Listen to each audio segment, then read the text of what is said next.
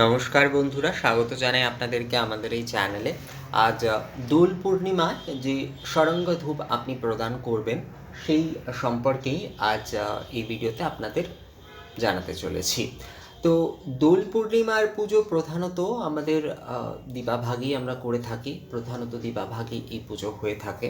পূর্বাহ্ন এবং মূলত 12টা এইরকম সময় হয়ে থাকে এবং ভোগ আদিও এই সময়ের মধ্যেই হয়ে থাকে। তো দোল পূর্ণিমার পুজোর ক্ষেত্রে সারঙ্গ ধূপ সম্পর্কেই আমি বলছি। দোল পূর্ণিমায় যদি আপনারা ধূপ সেবা করতে চান বা ধূপ নৈবেদ্য প্রদান করতে চান এবং ধূপ নিবেদন করতে চান, তো সব কিছুর ক্ষেত্রেই আসলে সারঙ্গ ধূপ সামগ্রী এটি যদি আপনারা একটু খেয়াল করে দেখেন, এই সামগ্রীগুলি এগুলো এক প্রকার আহুতির সামগ্রী। অর্থাৎ এগুলি কিন্তু দেবতাকে নৈবেদ্য প্রদানের জন্যই দেওয়া হচ্ছে। অর্থাৎ যেরকম করে কিনা যজ্ঞে আমরা সামগ্রী আদি ঘৃত আদি দ্বারা আমরা হোম করে থাকি এবং সেটি দেবতার নৈবেদ্য, ঠিক একইভাবে হচ্ছে যখন আমরা এই ধূপ আদি প্রদান করছি। আসলে ধূপের তো আমরা এখন অত ভাগে করি না। ধূপ আমরা একটি ভাগে জাস্ট সুগন্ধের জন্য ধূপ দিয়ে দেব এবং এখন তো সেটি ধূপকাঠিতে এসে দাঁড়িয়েছে। কিন্তু আসলে এই সামগ্রী আদির মাধ্যমে ধূপ প্রদান, এটি কিন্তু আসলে ধূপ নৈবেদ্য। তো দোল পূর্ণিমার দিন ধূপ নৈবেদ্য বা ধূপ নিবেদনের ক্ষেত্রে পীত ধুনা অর্থাৎ হলুদ রঙের যে ভালো ধুনা সেটি নিতে হবে। তার সঙ্গে গুগ্গুল অবশ্যই নিতে হবে। অগারু কিন্তু কাষ্ঠ পাওয়া যায়, সেই অগারু কাষ্ঠেই কিন্তু দেওয়া উচিত। অগারু কিন্তু এখানে ওই যে সাধারণত দশকর্মায় যে তেলটি পাওয়া যায়, যেটি স্নান আদির সময় ব্যবহার করা হয়, ওটি কিন্তু নয়।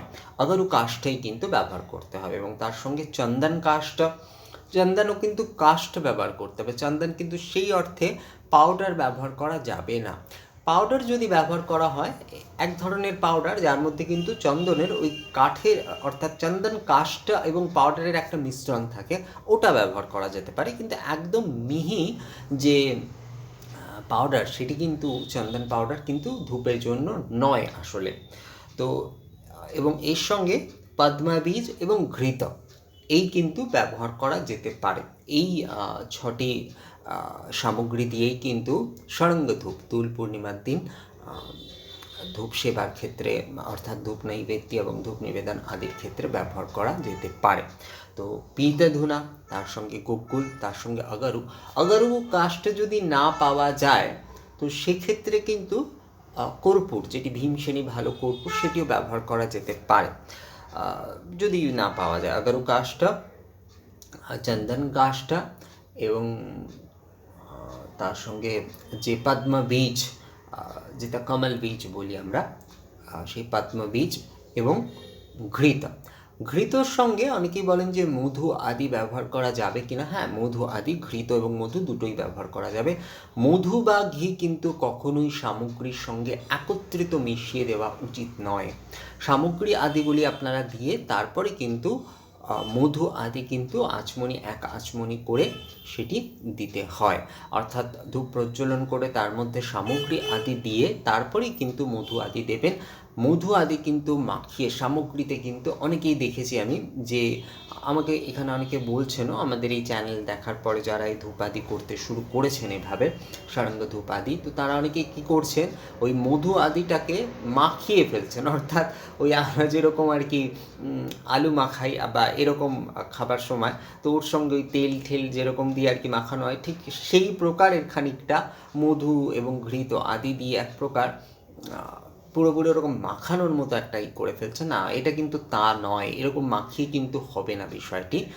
সামগ্রী আদিগুলো দিতে হবে এবং তারপরেই ঘৃত আমরা যেমন প্রজ্বলন যখন করছি ধূপ, সেই সময় আমরা খানিকটা ঘৃত, যেরকমভাবে আমরা হোম করে থাকি, খানিকটি ঘৃত দেব।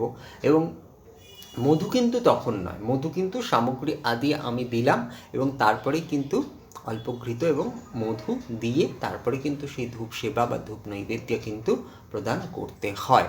আগে আপনি যদি মধু আদি মাখিয়ে নেন, অনেক ক্ষেত্রে কিন্তু সামগ্রীটি নষ্ট হয়ে যেতে পারে। তো এই বিষয়টি একটু মাথায় রাখতে হবে যে যখন আপনারা ধূপ সামগ্রী ব্যবহার করছেন, তখন কিন্তু এই বিষয়টি একটু মাথায় রাখতে হবে। তো ষড়াঙ্গ ধূপ সামগ্রী দোল পূর্ণিমার জন্য আপনারা দিতে পারেন পীত ধুনা, তার সঙ্গে কুকুল, তার সঙ্গে অগরু, তার সঙ্গে হচ্ছে চন্দন এবং কমল বীজ ও ঘৃত।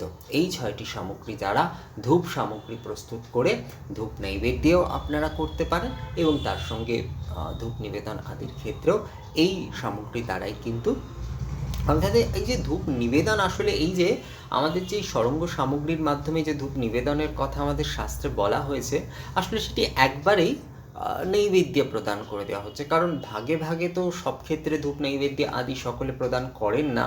তো সেই ক্ষেত্রে এই সামগ্রী ষড়ঙ্গ ধূপ সামগ্রী দ্বারা যখন আমরা ধূপ প্রদান করছি বা নিবেদন করছি, তো এটি কিন্তু ধূপ নৈবেদ্যেই আমরা প্রদান করলাম, অর্থাৎ আহুতির মাধ্যমে কিন্তু এটি আমরা ধূপ নৈবেদ্য প্রদান করলাম।